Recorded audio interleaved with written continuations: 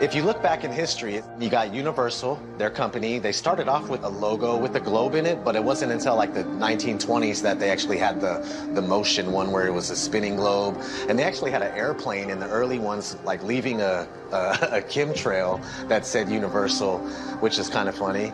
Nobody has been high enough to even see what it looked like. They were definitely trying to instill the image of a globe in people's heads because obviously early on in the movie industry, they were one of the most popular companies to make movies, so people were going to the theater and seeing this globe.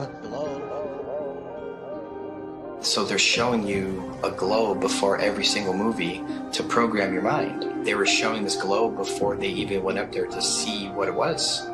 I think the first man ever to go up and check is Picard going up there. I mean, that's a story we're not taught in school. From the practical point of view, Professor Picard's experiment is of the highest possible importance. These timelines, these dates, these are facts. We got Auguste Picard coming out in the 1930s in an actual publication by a science journal saying that the Earth looks like a flat disk with an upturned edge. Besides Universal programming you, you had Walt Disney programming you with space documentaries for almost 15 years straight. Some pretty crazy propaganda in the 1950s. There was one called Man in Space. He's talking about taking men to the moon in a rocket. And then if we cruise on, we got Richard E. Byrd. He goes on Longines chronoscope, and he's sitting down and he's telling people... Strangely enough, there's left in the world today an area as big as the United States that's never been seen by a human being. Shortly after Richard E. Byrd did that interview, they put the Antarctic Treaty in place, and then 1 year later, NASA is established. Almost 0 hour at Cape Canaveral, and enlarged 16mm pictures show a monkey specially trained and conditioned for voyaging in space. 2 monkeys had been selected for the job. They called them Abel and Baker, A and B, of course.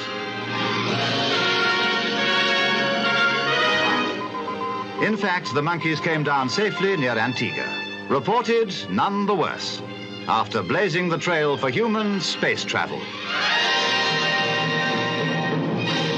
They come in and they're the gatekeepers for your mind. Like, they're making sure that people think that they live on a spinning ball, and that's their sole purpose, that it has always been their sole.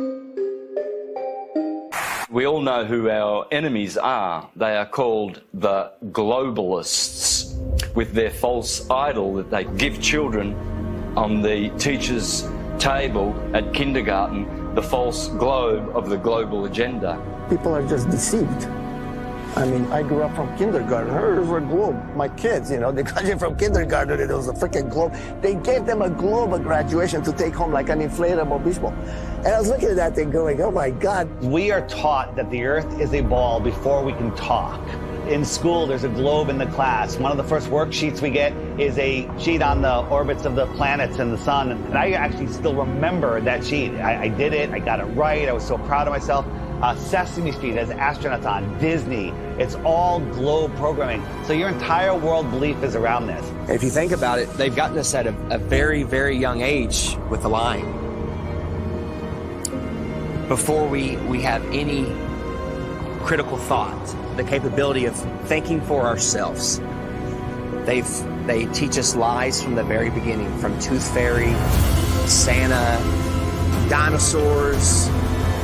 You know, with Santa, for instance, I mean, we're taught this lie, you better be good. We need you to stay in line and be good. Don't be naughty, be nice. You want to be on that nice list. Santa will come and bring you these material gifts, and then fast forward, you find out Santa isn't real. For what, 5, 6, 7 years, however long the lie went on for, you've been conditioned a certain way, to act a certain way, so you'll fall in line. You'll do exactly what mommy and daddy tell you, what the teachers tell you. And when you realize that lie, it's subconsciously, you're taught at that point, it's okay to lie. It's okay to lie. It's okay to accept lies. It's okay for people to lie to you. It's okay for you to lie. So the whole world is a fucking liar. Everyone's a fucking liar now because they were taught at a very young age it's okay to lie. They get you with these lies of Tooth Fairy and Santa at a young age, so when you're an adult, you can't tell the difference between a lie and reality. And when you do find out it's possibly a lie, oh, it's okay. You're subtle. You're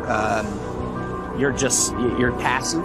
You allow the lie because you're used to, it's okay to lie. You've been conditioned your entire life. It's okay to lie. It's okay to be lied to. So when the lie comes out, people are just like, okay, whatever.